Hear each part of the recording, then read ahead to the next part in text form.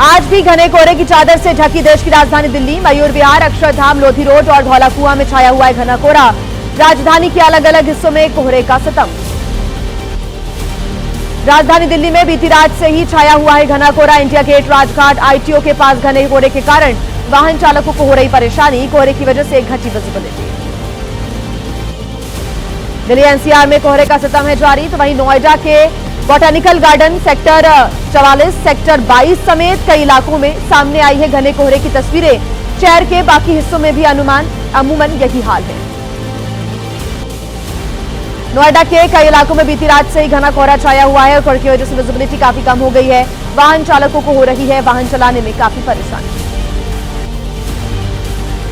सर्दी बढ़ते ही दिल्ली के चिड़ियाघर में किए गए हैं विशेष इंतजाम। वन्य जीवों को सर्दी से बचाने के लिए बाड़ों में हीटर की व्यवस्था की गई है। बाड़ों को कपड़ों से भी ढका गया है।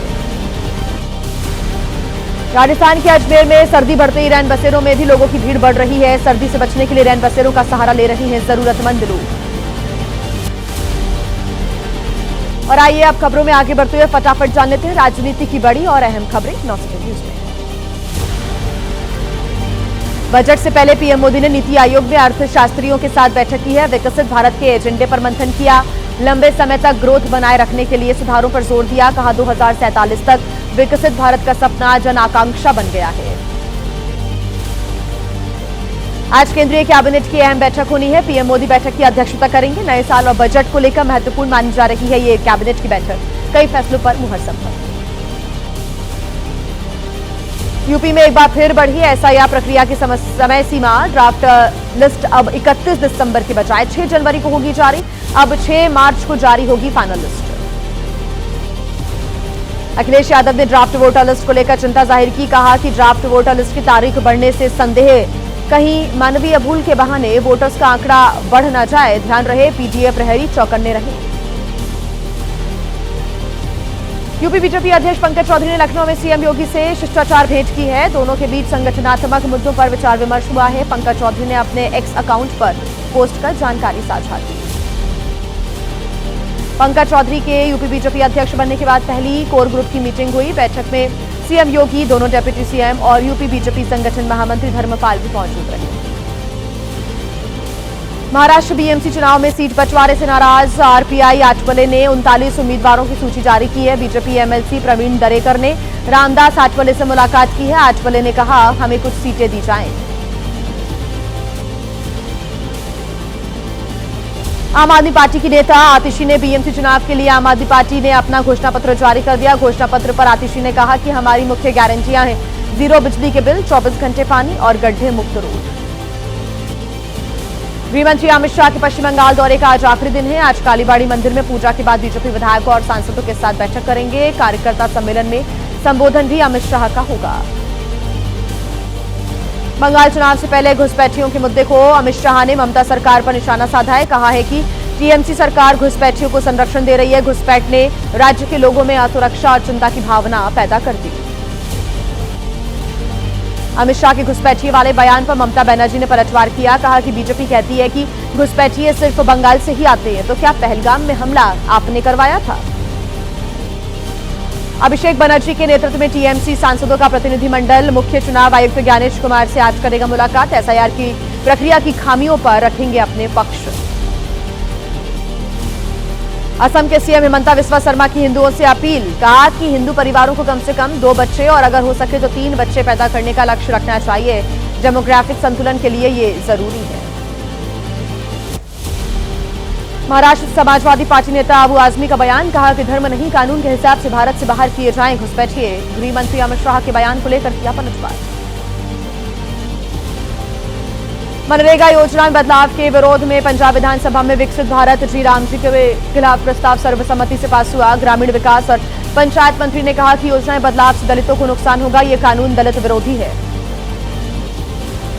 राजस्थान सरकार ने वाहनों की स्क्रैपिंग नीति को मंजूरी दे दी है। इस नीति के तहत 15 साल से ज्यादा पुराने वाहनों को चरणबद्ध तरीके से हटाया जाएगा। वाहन मालिकों को नए वाहन खरीदने में छूट मिलेगी। पटना में हिजाब विवाद का मामला। महिला डॉक्टर नुसरत परवीन ने अभी तक ज्वाइन नहीं की है नौकरी। आज है ज्वाइनिंग की आखिरी तारीख। आज के बाद समाप्त हो जाएगी समय सीमा। बाहुबली नेता और पूर्व सांसद धनंजय सिंह की मुश्किलें बढ़ गई हैं। लखनऊ की गोल्फ सिटी में आम रास्ते पर दीवार बनाने के मामले में हुआ केस दर्ज। एफआईआर में सरकारी गनर विनय सिंह का भी नाम शामिल है। एफआईआर में अभिनेत्री नुसरत भरूचा ने उज्जैन के महाकालेश्वर मंदिर में भस्म आरती में वो शामिल हुई। ऑल इंडिया मुस्लिम जमात के राष्ट्रीय अध्यक्ष मौलाना शहाबुद्दीन रजवी ने जताई आपत्ति, कहा कि ये तमाम चीजें इस्लाम के खिलाफ हैं, शरीयत के नजरिए से ये गुनाह है। आइए अब खबरों में आगे बढ़ते हैं, आपको दिखा देते हैं फटाफट अंदाज में देश की बड़ी और अहम खबर 9 सेकंड न्यूज में।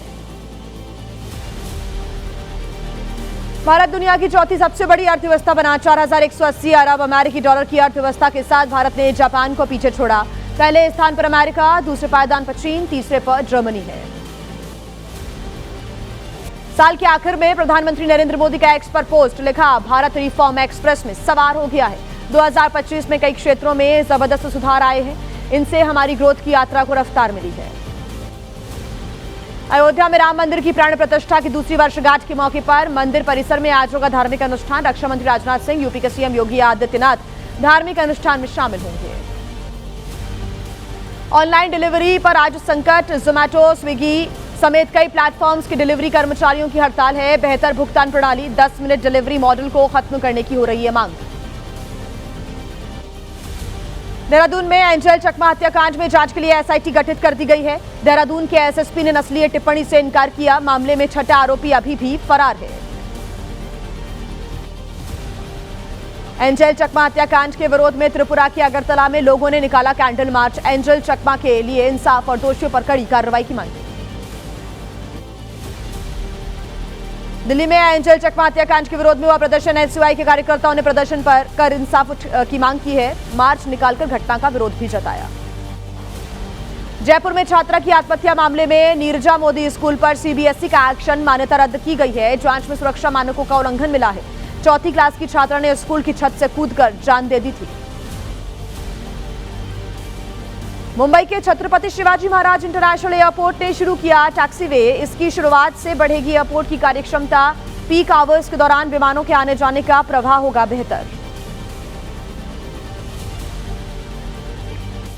साल 2025 का आखिरी दिन, नए साल 2026 का स्वागत सबसे पहले आज न्यूजीलैंड के ऑकलैंड में किया जाएगा। दुनिया भर में इसको लेकर काफी तैयारियां चल रही हैं। आपको दिखा देते हैं फटाफट अंदाज में तमाम बड़ी खबरें। दिल्ली में नए साल से पहले कनॉट प्लेस में इमारतों को भी सजाया गया है। सुरक्षा के इंतजाम किए गए हैं। खुफिया एजेंसियों ने दिल्ली समेत देश के कई राज्यों में टेरर अलर्ट भी जारी किया। नए साल के जश्न को लेकर लखनऊ पुलिस पूरी तरह से अलर्ट पर है। डीसीपी ट्रैफिक कमलेश दीक्षित के निर्देश पर शहर भर में व्यापक चेकिंग अभियान चलाया गया है। वाराणसी में नए साल के मौके पर बड़ी संख्या में पहुंचे लोग। पुलिस कमिश्नर ने गंगा घाटों पर और काशी विश्वनाथ मंदिर के पास सुरक्षा व्यवस्था का जायजा लिया। आतंकी अलर्ट और नए साल के जश्न को लेकर बॉर्डर पर बढ़ाई गई है सुरक्षा। जम्मू श्रीनगर नेशनल हाईवे पर सुरक्षा बलों की है तैनाती। आने जाने वाले लोगों पर नजर है। नए साल के मौके पर मथुरा में जुटी बड़ी संख्या में श्रद्धालुओं की भीड़। वृंदावन में बांके बिहारी के दर्शन के लिए पहुंच रहे हैं लोग। पुलिस ने सुरक्षा व्यवस्था की कड़ी। दिल्ली के ईस्ट ऑफ कैलाश में स्थित इस्कॉन मंदिर में जुटी श्रद्धालुओं की भीड़। भगवान के दर्शन के साथ दे रहे साल 2025 को विदाई। नए साल का हो रहा इंतजार। तो वहीं महाराष्ट्र रत्नागिरी में नया साल मनाने पहुंच रहे हैं पर्यटक। समंदर किनारे उठा रहे हैं लोग लुत्फ। लोगों में दिख रहा है नए साल का उत्साह। नए साल के अंत में खाटू श्याम मंदिर में पहुंच रहे हैं बड़ी संख्या में श्रद्धालु। राजस्थान के सीकर में खाटू श्याम धाम में मेले में जुटे हुए बड़ी संख्या में लोग। पुत्रदा एकादशी पर खाटू श्याम के लिए दर्शन करने के लिए निकल रहे हैं लोग। उत्तराखंड के नैनीताल में पर्यटकों को नए साल का इंतजार है। दूर दूर से नए साल का जश्न मनाने के लिए पहाड़ों पर पहुंचे पर्यटक बोटिंग और एडवेंचर्स के जरिए कर रही है मौज। नए साल के शुरू होने से पहले ही सोनमर्ग में गिरने लगी है बर्फ। मौसम विभाग ने जताई है ऊंचाई वाले इलाकों में बर्फबारी की संभावना। पारा गिरने की वजह से चल रही है शीतलहर। नया साल मनाने के लिए हिमाचल प्रदेश के पर्यटक स्थलों में भारी भीड़ है। मनाली में बड़ी संख्या में पहुंच रहे हैं सैलानी। पुलिस ने सैलानियों से शांतिपूर्ण तरीके से नया साल मनाने की अपील की है। नए साल को लेकर जम्मू कश्मीर में अंतर्राष्ट्रीय सीमा पर हाई अलर्ट। बॉर्डर पर कड़ी निगरानी रख रही है बीएसएफ। पाकिस्तान की तरफ होने वाली हर हरकत पर नजर रख रही है बीएसएफ की टीम। जम्मू कश्मीर के सोनमर्ग में बर्फबारी बनी मुसीबत। बर्फ में फंसी सैलानियों की गाड़ियां, पुलिस ने काफी मशक्कत के बाद बर्फ में फंसे वाहनों को बाहर निकाला। जम्मू कश्मीर के गुलमर्ग में नए साल के मौके पर हो रही है बर्फबारी। न्यू ईयर मनाने के लिए पहुंचे सैलानियों को कुदरत ने दी सौगात। बर्फबारी देख खिले सैलानियों के चेहरे। नए साल के मौके को लेकर जम्मू कश्मीर के बनिहाल में सुरक्षा बल अलर्ट पर हैं। नेशनल हाईवे पर वाहनों की चेकिंग की जा रही है। संदिग्धों पर रखी जा रही है विशेष नजर। नए साल के मौके पर दिल्ली में भी बढ़ाई गई है सुरक्षा। संवेदनशील इलाकों में पुलिस की खास निगरानी है। करीब 3000 पुलिसकर्मियों की तैनाती की गई है। लोगों से शांति के साथ नया साल मनाने की हो रही है अपील। देश के अलग अलग राज्यों की आइए बड़ी खबर अब जान लेते हैं फटाफट अंदाज में। मध्य प्रदेश के इंदौर में दूषित पानी की वजह से 3 लोगों की मौत हो गई। कई बीमार लोग अस्पताल में भर्ती हैं। बीमार लोगों से मिलने अस्पताल पहुंचे कांग्रेस प्रदेश अध्यक्ष जीतू पटवारी। नैनीताल में बीडी पांडे अस्पताल के पास लगी आग। पार्किंग में खड़ी 3 बाइक और 3 स्कूटी जलकर खाक हो गई। बिजली की लाइनों के टूटकर गिरने की वजह से आग लगने की आशंका है। विदेश मंत्री एस जयशंकर ने तमिलनाडु के ऐरावतेश्वर मंदिर में पूजा अर्चना की है। पुजारियों ने विदेश मंत्री को विधि विधान के साथ करवाई ऐरावतेश्वर में पूजा अर्चना। मध्य प्रदेश के सीधी में छत्रसाल स्टेडियम के चबूतरे को लेकर राजनीति हुई। एनएसयूआई कार्यकर्ताओं ने सांसद पुत्र पर लगाए हैं चबूतरा तुड़वाने के आरोप। सांसद पुत्र ने बेबुनियाद बताए इन आरोपों को। नगरपालिका ने पुलिस से की मामले की शिकायत। उत्तराखंड के चमोली में निर्माणाधीन सुरंग के अंदर हादसा हुआ। मजदूरों को लाने ले जाने वाली 2 लोको ट्रेनें यहां पर टकरा गई आपस में। 40 मजदूर घायल, कई घायलों की हालत नाजुक बनी हुई है। मध्य प्रदेश के छिंदवाड़ा में हुआ हादसा। बेल्ट टूटने के कारण पीछे की तरफ दौड़ा ट्रक सड़क से गुजर रहे बाइक सवार ट्रक की चपेट में आए। गनीमत रही कि बाइक सवारों को ज्यादा चोट नहीं आई। मध्य प्रदेश के इंदौर में एक चॉकलेट फैक्ट्री में भीषण आग लगी। देखते ही देखते आग ने विकराल रूप ले लिया। मौके पर पहुंची फायर ब्रिगेड की 5 गाड़ियों ने आग पर काबू पाया। नोएडा में तेज रफ्तार कार ने ई रिक्शा को मारी टक्कर। हादसे में ई रिक्शा चालक घायल हो गया। सूचना पर पुलिस पहुंची और ई रिक्शा चालक को अस्पताल पहुंचाया। और आइए अब 9 सेकंड न्यूज में फटाफट आपको दिखा देते हैं अपराध जगत की बड़ी और अहम खबरें। जम्मू कश्मीर के बारामूला में आतंकियों के ठिकाने पर पहुंचे सुरक्षा बल। जंगल के अंदर बनाया गया आतंकियों का ठिकाना मिला। मौके से हथियार, गोला बारूद और विस्फोटक सामग्री बरामद हुई है। अमेठी में नकली खाद को लेकर प्रशासन की छापेमारी। नकली खाद और कीटनाशक बनाने वाली फैक्ट्री का भंडाफोड़ हुआ है। कांग्रेस पार्टी के बड़े नेता के स्कूल में चल रहा था अवैध कारोबार। मेरठ में ब्रांडेड कंपनियों का नकली सामान बनाने का खुलासा हुआ है। गैस चूल्हे, कुकर, मिक्सर समेत दूसरा नकली सामान भी बरामद हुआ। करीब 1 करोड़ रुपए कीमत का सामान यहां से बरामद हुआ है। नकली सामान बनाकर उस पर ब्रांडेड कंपनियों का स्टिकर लगा देते थे ये आरोपी। लोगों को भरोसे में लेने के लिए तैयार करते थे फर्जी वारंटी कार्ड्स भी। पुलिस ने 5 आरोपियों को गिरफ्तार किया। सलीम नाम का शख्स धंधे का मास्टरमाइंड है।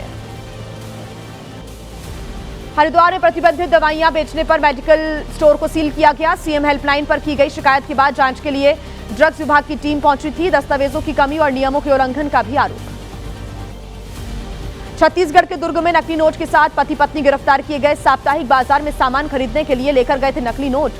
आरोपियों के कब्जे से 1,70,000 की नकली करेंसी बरामद हुई।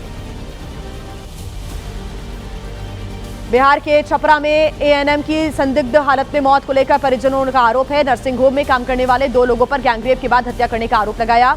मामले की छानबीन कर रही है पुलिस।